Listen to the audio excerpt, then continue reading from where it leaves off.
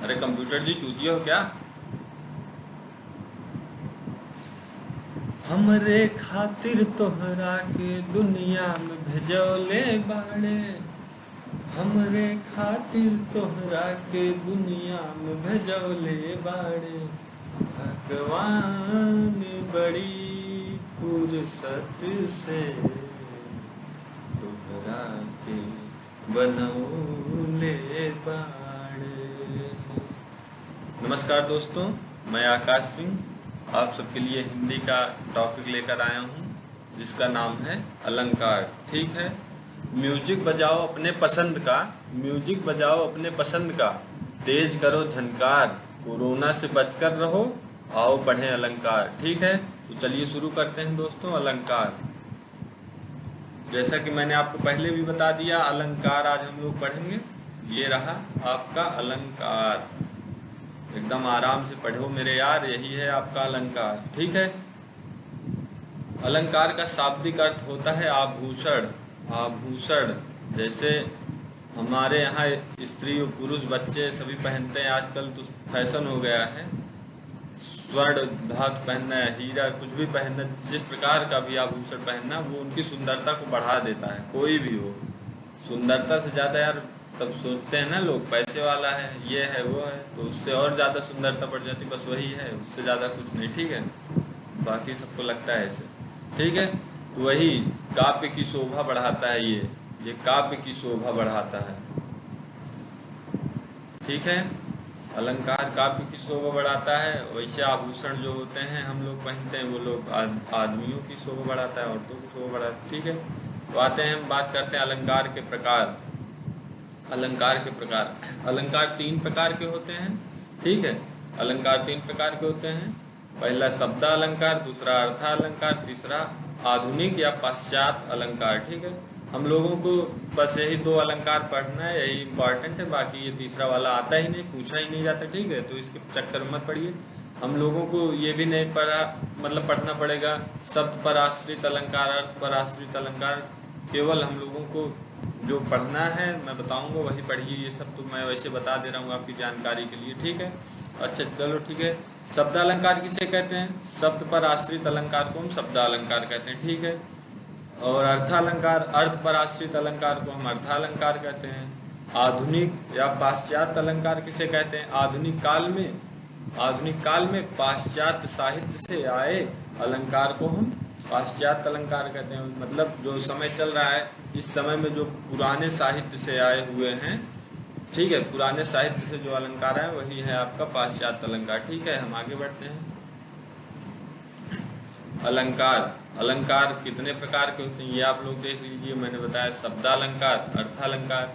अब आते हैं, हम बात करते हैं शब्दालंकार की। ठीक है, शब्दालंकार में तीन इंपॉर्टेंट हैं जो देख लीजिए आप लोग। अनुप्रास हो गया आपका, यमक हो गया, श्लेष हो गया। ठीक है, तो अब ये होगा अनुप्रास किसे कहते हैं? अनुप्रास अलंकार, इनमें वर्ण की आवृत्ति बार बार होती है। ठीक है, इसमें वर्ण की आवृत्ति बार होती है, जैसे तरन, तनुजा, तट, तमाल, तरुवर, बौछार। वर्ण की मैं बात कर रहा हूँ, शब्द की नहीं, ध्यान दीजिएगा, वर्ण की, वर्ण की। ठीक है, ये हो गया आपका अनुप्रास अलंकार, ये हो गया आपका। ठीक है, तो हम बात करते हैं यमक की। दूसरा है हमारा यमक। शब्द की आवृत्ति एक से अधिक बार होता है और उसके अर्थ अलग अलग होते हैं। ध्यान से सुनिएगा और ध्यान से देखिएगा। ठीक है, इसमें वर्ण की आवृत्ति बार बार बोल रहा है, ये बोल रहा है शब्द की आवृत्ति एक से अधिक बार होती है और उसके अर्थ अलग अलग होते हैं। ठीक है, उसे हम क्या बोलते हैं? यमक अलंकार। जैसे काली घटा का घमंड घटा। ठीक है, काली घटा का घमंड घटा। काली घटा एक बार बोला गया है बादलों को। ठीक है, काली घटा, घमंड घटा, घमंड जो रावण में था वो वाला है। ठीक है, घमंड घटा। ठीक है, ये घटा एक बार घटा हो गया काली घटा बादलों के लिए, एक बार घटा हो गया कम होने के लिए। ठीक है, आते हैं हम श्लेष अलंकार पे। श्लेष अलंकार किसे कहते हैं हम लोग? अभी कंप्यूटर की क्या कर रहे हैं आप बार बार? एक शब्द में से एक से अधिक अर्थ जुड़े हो, एक शब्द में एक से अधिक अर्थ जुड़े हो। ठीक है, श्लेष का अर्थ होता है एक शब्द में एक से अधिक अर्थ जुड़े हो। जैसे मतलब कोई भी शब्द एक बोला जाए, उसके कई अर्थ हों, ठीक है, कई प्रकार के लिए, सब हर प्रकार के लिए अलग अलग अर्थ हों। तो जैसे आपका ये सबसे बढ़िया उदाहरण है इसका, पानी गए न उबरे मोती मानुष चून, ठीक है, पानी गए न उबरे, पानी गए न उबरे मोती मानुष चून, मोती मानुष चून, ठीक है। इसमें सबके लिए पानी, इसमें जो ये पानी है ये एक ऐसा शब्द है जो सबके लिए अलग अलग प्रकार का काम कर रहा है, ठीक है। तो हम आते हैं अपने अगली स्लाइड पे, अभी हम आपको उदाहरण भी बताएंगे इसका।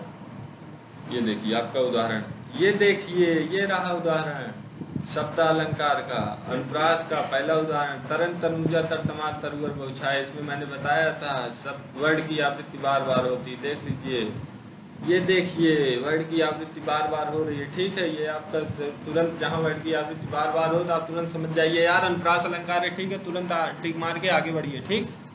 यमक में एक बार आप लोग फिर से ध्यान दीजिए, मैंने क्या बताया था आपको, देख लीजिए फिर से, शब्द की आवृत्ति एक से अधिक बार होता है और उसके अर्थ अलग अलग होते हैं। शब्द की उसके अर्थ अलग अलग होते हैं, ठीक है। यह है कनक कनक ते सौगुनी मादकता क्या है, वह पाए बहुराय जग या खाए बहुराय। इसमें एक बार कनक का अर्थ है सोना, ठीक है, सोना आभूषण वाला, वो वाला मत समझ लेना, ठीक है, सोना। दूसरा हो गया आपका धतूरा, इसमें दो बार कनक दिया गया, दोनों के अर्थ अलग अलग हैं, तो ये हमारा हो गया यमक अलंकार, ठीक है। दो मतलब दो वर्ड दिए हों उनका अलग अलग अर्थ निकले, वो हो गया आपका, दो समान वर्ड दिए गए उनका अर्थ अलग अलग हो, वो आपका हो गया यमक अलंकार, ठीक है। इसमें ज़्यादा कुछ नहीं है। अब हम बात करते हैं श्लेष की, पानी गए न उबरे मोती मानुष चून, ठीक है। पानी यहाँ ये पानी एक ऐसा शब्द है जो तीनों के लिए, मोती के लिए, मानुष के लिए, चून के लिए, ठीक है, अलग अलग कार्य कर रहा है। देख लीजिए एक शब्द है और तीनों के लिए अलग अलग कार्य कर रहा है, ठीक है। मोती के लिए चमक का कार्य कर रहा है और मानुष के लिए प्रतिष्ठा, चून के लिए जल मतलब चून के लिए उभारने का जो काम करता है, ठीक है। जैसे एकदम कड़ा हो जाता है ना तो उसको नरम करने का काम करता है, वही है, ठीक है। श्लेष अलंकार का मतलब समझ लीजिए आप लोग, चिपका हुआ, चिपका हुआ, चिपका हुआ, ठीक है, एक दूसरे से चिपका हुआ, ठीक है, एक से अधिक। तो हम बात करते हैं अपने अगले अलंकार अर्थालंकार की। अब तक हम देख रहे थे शब्दालंकार, अब हम आते हैं अर्थालंकार पे। अर्थालंकार में पहला आता है आपको उपमा, दो वस्तुओं के गुण आकृति स्वभाव में समानता हो। फिर से देखिए, दो वस्तुओं के गुण आकृति स्वभाव में समानता हो, उसे हम क्या कहते हैं, उपमा अलंकार। क्या कहते हैं, उपमा अलंकार, ठीक है। इसमें आपको हर वर्ड में दिया रहेगा यार, सा सी ऐसा जैसा, मतलब तुलना की जाएगी या समझ लो मतलब गुण बताया जाएगा, इस इनके जैसा ऐसा। जैसे आपका मैं एक उदाहरण बता दे रहा हूँ कि मोम सा तन घुल चुका, दीप सा मन जल चुका। इसमें देखिए आपका मोम सा, ये देखिए सा दिया गया है ना, मोम सा तन घुल चुका और दीप सा मन जल चुका, दीप सा, देखिए दीप सा, इसमें यार ऐसे सा सी जहाँ दिया रहे आप तुरंत समझ जाइए, उपमा अलंकार, इसमें कुछ नहीं, ठीक है। रूपक में, रूपक किसी वस्तु या व्यक्ति को किसी दूसरे का रूप देना, ठीक है, किसी वस्तु या व्यक्ति को किसी दूसरे का रूप देना। जैसे उदित उदय गिरिमंच पर रघुबर बाल पतंग, ठीक है, उदित उदय गिरिमंच पर रघुबर बाल पतंग, किसी वस्तु या व्यक्ति को किसी दूसरे का रूप देना। एक बार आप लोग फिर से देखिए, और इसमें यार सबसे आसान तरीका ये है कि आपको जितने भी मतलब रूपक अलंकार पहचानने के लिए सबसे आसान तरीका मैं बता रहा हूँ, इसमें रहता है आपको बीच में जो है योजक चिन्ह दिया रहेगा, ठीक है। जैसे उदित उदय गिरिमंच पर रघुबर बाल पतंग, ठीक है, रघुबर, उसके बाद ऐसे दिया रहेगा डैश आपको दिया रहेगा, बाल पतंग। यार देखिए एक मिनट, कंप्यूटर जी क्या कर रहे हैं भाई, एक आप सबसे उदित, मैं आपको लिख के बता दे रहा हूँ, उदित उदय गिर मंच पर रघुवर बाल पतंग। आपको दिखाई दिया होगा योजक चिन्ह, ये देखिए ये बीच में जो आपका ऐसे डैश लगाया जाता है माइनस के आकार का, ये आपका योजक चिन्ह कहलाता है। ठीक है, चिन्ह तो आप सभी को पता ही होगा। तो हम आते हैं अपने तीसरे पे। हमारा तीसरा है उत्प्रेक्षा। इसको हम रफ कर देते हैं, मिटा देते हैं मतलब यार वही। तो एक सेकेंड। हाँ, तो हम आ गए अपने तीसरे अलंकार उत्प्रेक्षा। इसमें उत्प्रेक्षा में हमेशा आप लोग यही जान लीजिए, एक शब्द पकड़ लीजिए कल्पना। इसमें कल्पना ही दिया रहेगा। ठीक है, कल्पना दिया रहेगा। इनका सबसे बढ़िया उदाहरण है मानो, मनु, मनो, जानो, जन, जानो। मतलब यही से मतलब उसकी तरह मानो, जानो, जन जानो, मानो, मानो, मनो, मन, जन जानो, जान। ऐसे करके आप लोग समझ लीजिए। इसमें कल्पना जहां आपको दिख जाए समझ लीजिए आप उत्प्रेक्षा अलंकार है। ठीक है, सो जैसे ये हो गया आपका सो तुम जानो। एक सेकंड, कंप्यूटर की क्या कर रहे हैं यार। अंतर्यामी। ठीक है, सो तुम जानो हूँ, अंतर्यामी, ये जानो हूँ। ऐसे आपको जहाँ जानो दिख जाए, जन दिख जाए, जानो दिख जाए, मनो दिख जाए, मन दिख जाए, मानो दिख जाए, आप लोग तुरंत यार उत्प्रेक्षा अलंकार मार दीजिए। उसके अलावा कुछ नहीं, समझ लो आप। फिर आइए आते हैं हम अपने अतिशयोक्ति पे, चौथे नंबर। इसमें किसी भी चीज को बढ़ा चढ़ा कर बात कही जाए, किसी भी बात को बहुत बढ़ा चढ़ा कर कही जाए। जैसे आप लोगों ने आल्हा सुना होगा, आल्हा ये हमारे यूपी बिहार में बहुत ज़्यादा चलता है। ठीक है, तो हम बात करते हैं अतिशयोक्ति की। तो इसका एक उदाहरण हो गया कि हनुमान के पूंछ में लगन न पाई आग, सारी लंका जल गई, गए निशाचर भाग। मतलब यार तुम खुद ही सोचो कि मतलब ऐसे कैसे हो सकता है कि हनुमान जी की पूंछ में आग भी नहीं लग पाई थी कि सारी लंका जल गई आग लगने से पहले, और सभी जितने भी राक्षस थे वहां से भाग गए। तो ये सब इतना मतलब बढ़ा चढ़ा के कहा गया है। तो यही हमारा हो गया अतिशयोक्ति अलंकार। ठीक है, तो हम बात करते हैं अपने अगले अलंकार पे, जिसका नाम है विभावना। ठीक है, विभावना जैसे आपको नाम से ही स्पष्ट होता होगा, बिना भाव के। ठीक है, बिना भाव या बिना कारण के कुछ भी होना। ठीक है, बिना भाव या बिना कारण के कुछ भी होना। जैसे कि एक गाना आप लोगों ने सुना हो कि चोट लगे तुझको तो दर्द मुझे होता है। ठीक है, मतलब चोट किसी और को लग रही, दर्द किसी और को हो रहा है। तो ये सब जो बिना भावना के ना, तो बिना किसी कारण के, तो यही हो गया आपका विभावना। ठीक है, हम आप आगे उदाहरण लेकर आपको समझाएंगे। तो आगे चलते हैं, आते हैं भ्रांतिमान पे। भ्रांतिमान समान दिखने के कारण एक वस्तु को दूसरी मान लेना, भ्रम पैदा होना, यही होता है आपका भ्रांतिमान। ठीक है, समान दिखने के कारण एक वस्तु को दूसरी मान लेना। ठीक है, किसी एक वस्तु को दूसरी वस्तु मान लेना आपका यही क्या कहलाता है, भ्रांतिमान कहलाता है। आगे आप उदाहरण देखेंगे आपको एकदम स्पष्ट हो जाएगा। ठीक है, जैसे समान देखने, एक बार फिर से देखिए, समान दिखने के कारण एक वस्तु को दूसरी मान लेना। दो वस्तु एक समान हैं, जैसे आप लोग किसी जुड़वा भाई को देखते होंगे, जुड़वा बहनों को देखते होंगे, तो आप लोग भ्रमित हो जाते होंगे कि ये वो है कि ये, बस वही। अगर जहाँ आपको दिखाई दे, भ्रम जहाँ उत्पन्न हो, आप लोग तुरंत समझ जाइए भ्रांतिमान है। और हम बात करते हैं संदेह। संदेह और भ्रांतिमान में काफ़ी समानता है, इसीलिए लोग कन्फ्यूजन में रहते हैं। ठीक है, संदेह में देखिए उपमेय में उपमान का संदेह, उपमेय में उपमान का संदेह, इसमें भ्रम पैदा होता है, इसमें संदेह पैदा होता है। ठीक है, ध्यान से देखिए, उपमेय में किसी भी चीज़ को देखने के बाद भ्रम मतलब संदेह पैदा हो कि ये ऐसा नहीं हो सकता, ये ऐसा हो सकता है, नहीं हो सकता, वो होता है। अभी आप उदाहरण देखेंगे आपको सब समझ में आ जाएगा। ठीक है, लेकिन ध्यान दीजिएगा भ्रांतिमान और संदेह में, भ्रांतिमान में जहाँ भ्रम पैदा हो, संदेह में जहाँ आपको संदेह हो। ठीक है, आठवां हो गया हमारा असंगति। असंगति में कारण और कार्य में संगति का अभाव, कारण अलग कार्य अलग। ठीक है, कारण और कार्य में संगति का अभाव, दोनों में संगति ना हो तो वो आपका हो गया असंगति। ठीक है।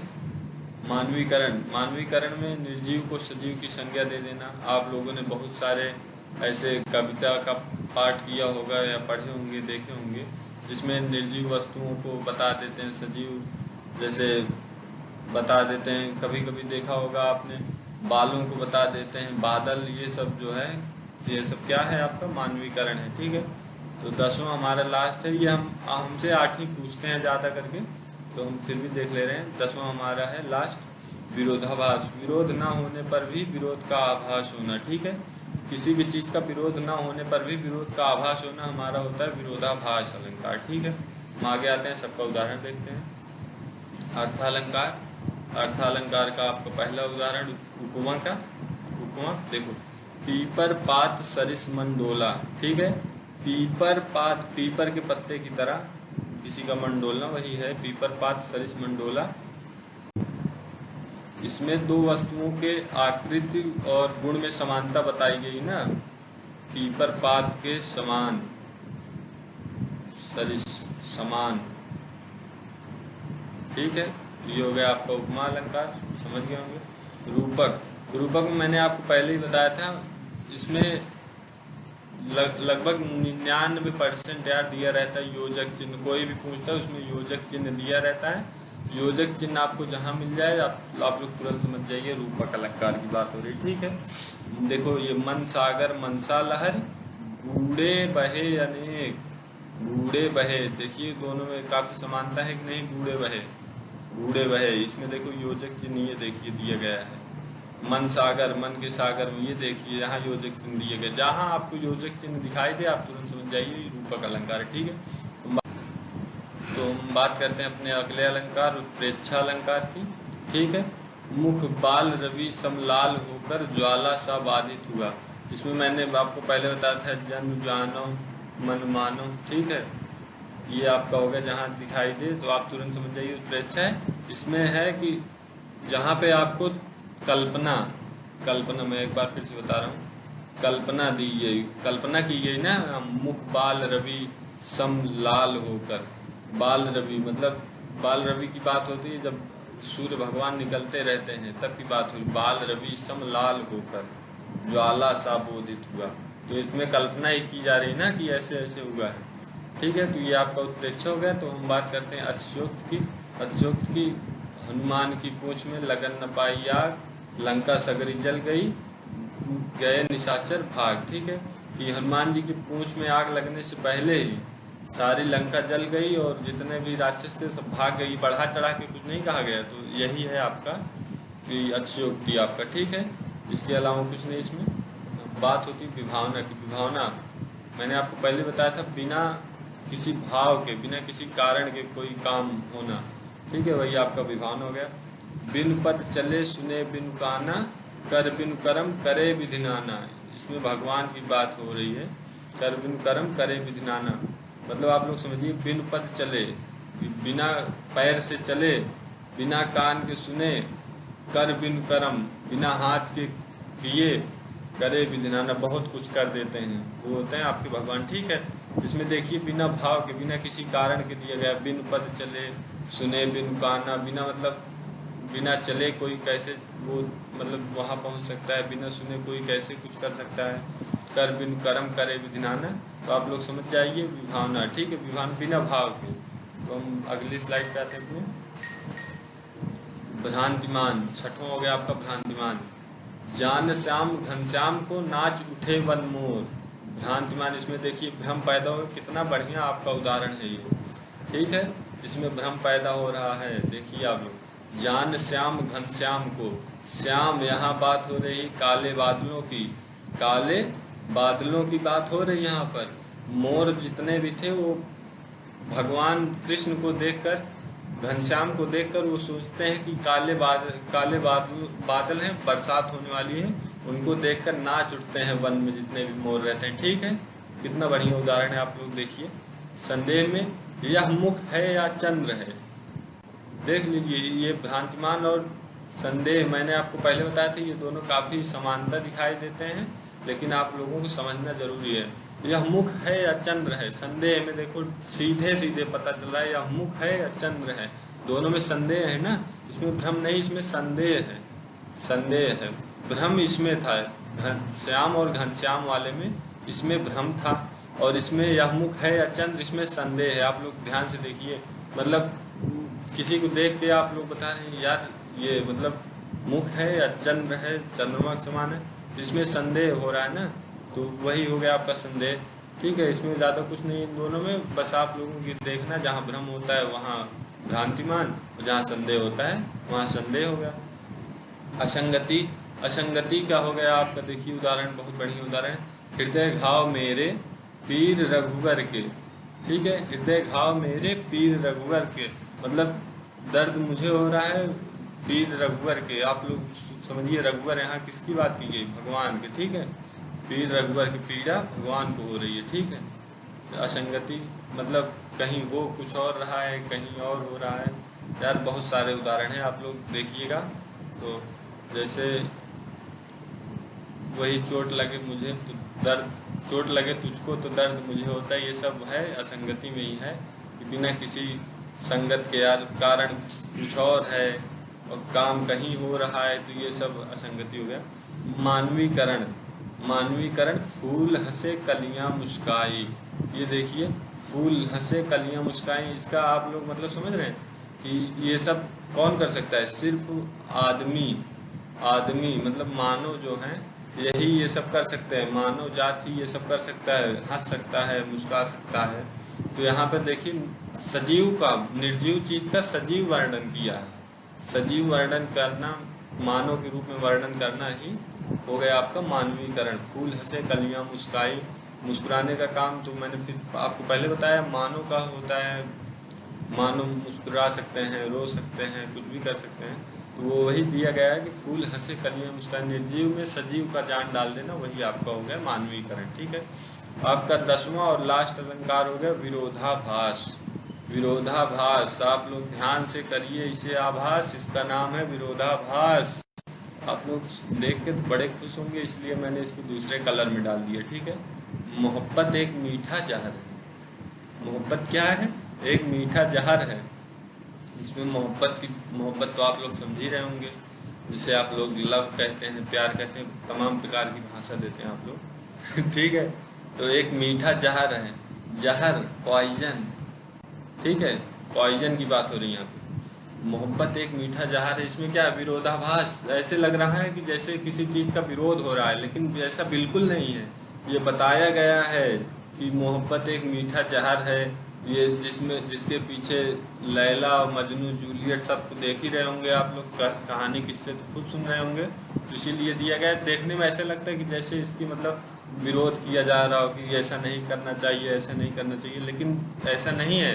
इसको बताया गया है, एक सरल तरीके से बताया गया, मोहब्बत एक मीठा जहर है, अगर करोगे तो आपके लिए कहर है।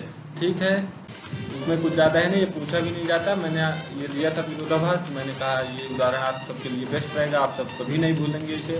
ठीक है, तो आज का हमारा वीडियो यहीं समाप्त होता है। अगर हमारा वीडियो पसंद आया हो तो लाइक कीजिए और शेयर कीजिए, हमारे चैनल को सब्सक्राइब कीजिए और बेल आइकन दबाना ज़रूर भाई। ठीक है, तो आज का वीडियो हमारा यहीं समाप्त होता है। जय हिंद, जय भारत।